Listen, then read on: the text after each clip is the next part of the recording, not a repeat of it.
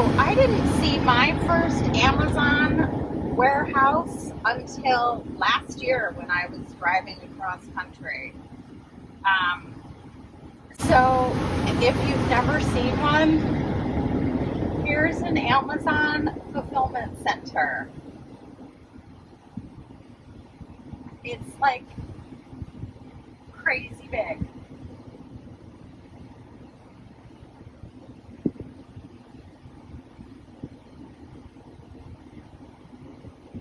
Hey, welcome back. It's Sarah from Roadworthy. Welcome to another weekly reads. It's very gray here, obviously, which thank God, because it's been very hot and sunny this week. So definitely needed a break from the weather. Reading wise, let's see, what did I finished a booktube prize book this week, so I won't say anything about that. And I have launched into my booktube at war reading for the month of July. So I decided, if you saw my TBR video for that, and I can link that below. But if you saw that video, I had kind of three heavy books, and I decided to start off with the heaviest, figuring if I get through that one and I want to read a couple others, I'm in good shape. So I read a novel about the Balkans from Slavenka Drukulic, and it is translated from the Croatian from Marko, Ilic. Okay, this is a heavy book.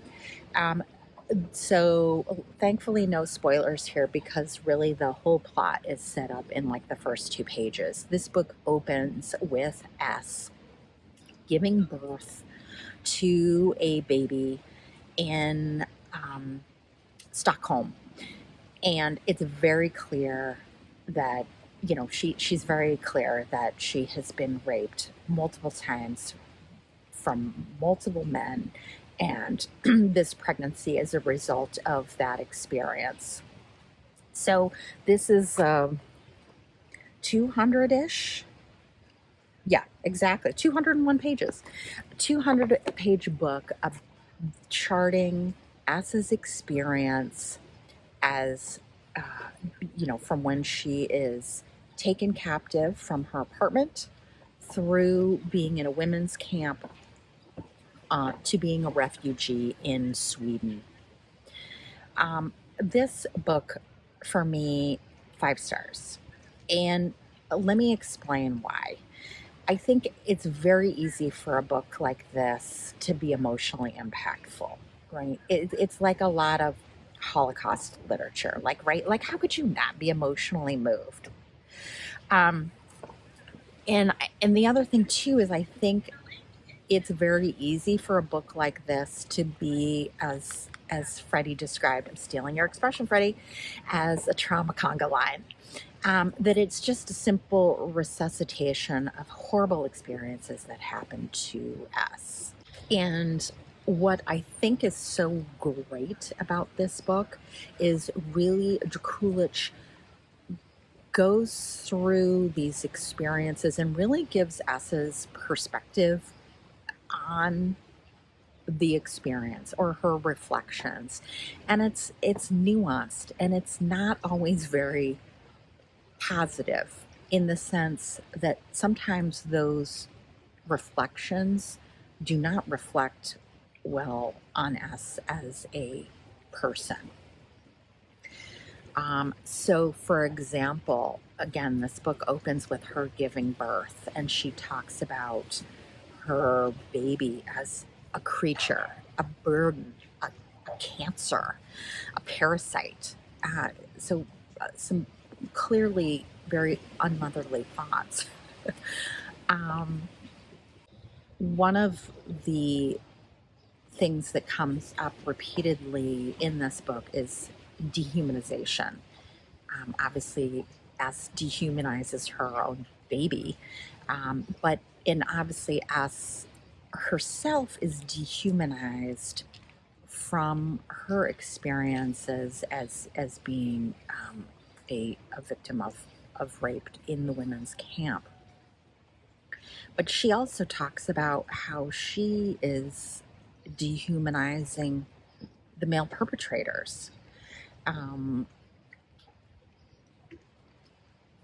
she also talks about, again, I'm trying not to give anything away, but there are some things that happen where her position in the camp is altered, and she might have an advantage over some of the other women in the camp.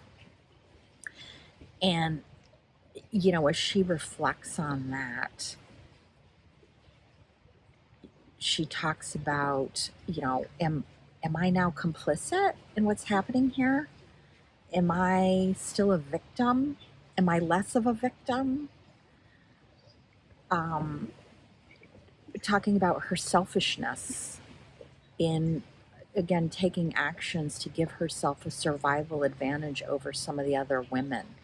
So again, what for me really elevated this book to a 5-star read was Drukulic's examination of S's reflections on this experience and how they were nuanced. Again, really looking at who's a victim, who's a perpetrator. Not all the men were evil. Not all the women were good. And sometimes there were situations that or experiences that the men could have had that put them in the position of being rapists. So for such a small book, I thought it was a really interesting, again, some of the subtlety and nuance and commentary on the complexity of responses to these experiences. Got me actually thinking about that expression, trauma porn. And I realized I kind of don't like that expression, particularly when you're describing it or may use it to describe a book like this, in that it really belittles the experience that people have had. So this is fiction, right? S is not a real person, but her experiences were a conglomeration of experiences that other women had that Drukulic interviewed for this book. And so again, by using that expression trauma porn, I think you really minimize and belittle the real stories that are behind a book like this. So that is what I finished this week. Not a super ton. Again, my book 2 prize book was kind of a chunkster. I am about this far away from finishing Demon Copperhead by Barbara Kingsolver, and I haven't quite,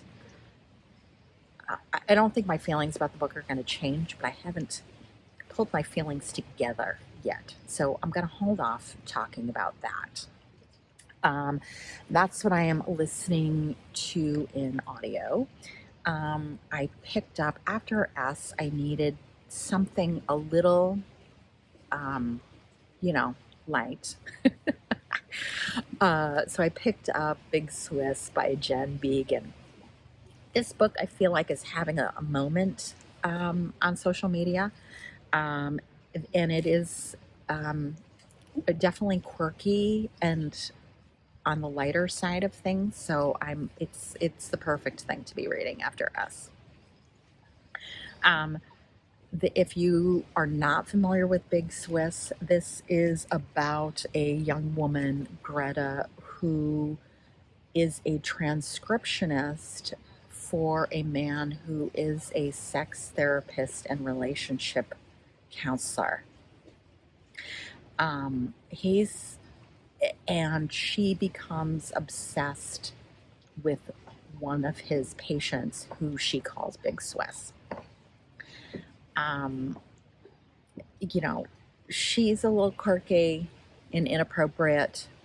Her roommate, Sabine, is quirky and inappropriate. Ohm, who's the sex therapist, he's quirky and inappropriate. So I'm hoping that this book will generate some laughs. And then for my next BookTube at War book, I did pick up The Daughters of Yalta. And again, I talked about this in my TBR. I'm like 2 chapters in, so not very far, but it's definitely a very readable, enjoyable, you know, nonfiction book. So I'm looking forward to digging more into that. So that's all I've got for this week. Thanks for watching, and I will see you guys in the next one. All right, bye.